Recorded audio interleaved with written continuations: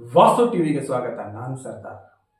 ಕತ್ತು ಹಾಗೂ ಕಾಲಿಗೆ ಸೀರೆಯಿಂದ ಬಿಗಿದ ಸ್ಥಿತಿಯಲ್ಲಿ ಪತ್ನಿ ಶವ ಹಾಗೂ ನೇಣು ಬಿಗಿದ ಸ್ಥಿತಿಯಲ್ಲಿ ಪತಿ ಶವ ಪತ್ತೆಯಾಗಿರುವ ಘಟನೆ ವಿಜಯಪುರ ಜಿಲ್ಲೆಯ ಮುದ್ದೇಬಿಹಾಳ್ ತಾಲೂಕಿನ ಗೆದ್ದಲ್ಮರಿ ಗ್ರಾಮದ ಜಮೀನಿನಲ್ಲಿ ನಡೆದಿದೆ. ಸಿದ್ದಪ್ಪ ಹರ್ನಾಳ್ ಹಾಗೂ ಆತನ ಪತ್ನಿ ಮೇಘನಾ ಹರ್ನಾಳ್ ಶವ ಪತ್ತೆ ಆಗಿದೆ. ಪತಿ ಸಿದ್ದಪ್ಪನೇ ಪತ್ನಿ ಮೇಘಳನ್ನು ಉಸಿರುಗಟ್ಟಿಸಿ ಕೊಲೆ ಮಾಡಿ ನಂತರ ತಾನು ಆತ್ಮಹತ್ಯೆ ಮಾಡಿಕೊಂಡಿದ್ದಾನೆ ಎಂದು ಪೊಲೀಸರು ಶಂಕೆ ವ್ಯಕ್ತಪಡಿಸಿದ್ದಾರೆ. ಅಲ್ಲದೆ ಮೃತ ಮೇಘನಾಳ ತಾಯಿ ಗದ್ದೆಮ್ಮ ಹೊಸಮನೆಯಿಂದ ಕೊಲೆ ಹಾಗೂ ಆತ್ಮಹತ್ಯೆ ಆರೋಪ ಮಾಡಿದ್ದಾರೆ. ಮೃತ ಸಿದ್ದಪ್ಪನ ತಾಯಿ ಶಾಂತಮ್ಮ ಹಾಗೂ ಸಹೋದರ ಶ್ರೀಕಾಂತ್ ಕಿರುಕುಳವೇ ಕಾರಣವೆಂದು ದೂರು ಉಲ್ಲೇಖ ಮಾಡಲಾಗಿದೆ. ಸ್ಥಳಕ್ಕೆ ಡಿವೈಎಸ್ಪಿ ಬಾಲಣ್ಣ ನಂದಗಾವಿ ಹಾಗೂ ಮುದ್ದೇಬಿಹಾಳ್ ಪೊಲೀಸರ ಭೇಟಿ ಪರಿಶೀಲನೆ ನಡೆಸಿ ಮುಂದಿನ ಕಾನೂನು ಕ್ರಮ ಕೈಗೊಂಡಿದ್ದಾರೆ. ಮುದ್ದೇಬಿಹಾಳ್ ಪೊಲೀಸ್ ಠಾಣೆಯಲ್ಲಿ ಈ ಪ್ರಕರಣ ದಾಖಲಾಗಿದ್ದು, Vastu TV ground report Muddebihal.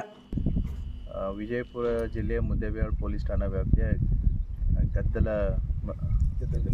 Geddalamari ಅನ್ನುವಂಥ ಒಂದು ಊರು ಇದು.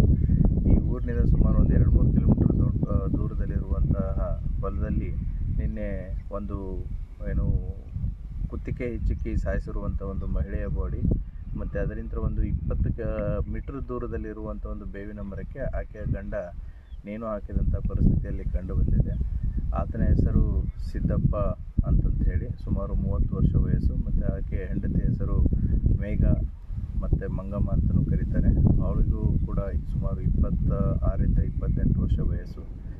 8 ವರ್ಷಗಳ ಹಿಂದೆ ಮದುವೆ ಆಗಿದೆ. 4 ಜನ ಮಕ್ಕಳಿದ್ದಾರೆ. ಅವಳು ಹುಣಸಗಿ ತಾಲೂಕಿನವಳು. ಇದು ಸೀನ್ ಆಫ್ ಕ್ರೈಮು. ನಿನ್ನೆ ಸೋಕೋ ಆಫೀಸರ್ಸು ಮತ್ತು ಎಲ್ಲ ನಮ್ಮ ತನಿಖಾ ತಂಡ ಭೇಟಿ ಕೊಟ್ಟು ಪ್ರೊಸೀಜರ್ ಪ್ರಕಾರ ಎಲ್ಲವನ್ನು ಕಲೆಕ್ಟ್ ಮಾಡಿದೆ.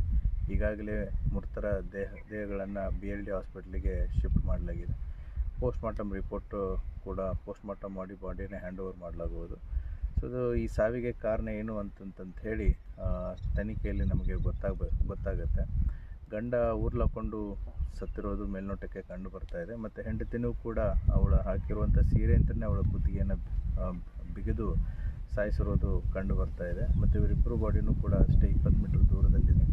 ಈ ಹಿನ್ನೆಲೆಯಲ್ಲಿ ಪ್ರಕರಣವನ್ನು ಅವರು ಕಂಪ್ಲೇಂಟ್ ಕೊಟ್ಟ ತಕ್ಷಣ ಪ್ರಕರಣವನ್ನು ದಾಖಲಿಸಿಕೊಂಡು ತನಿಖೆಯನ್ನು ಕೈಗೊಳ್ಳಲಾಗುವುದು.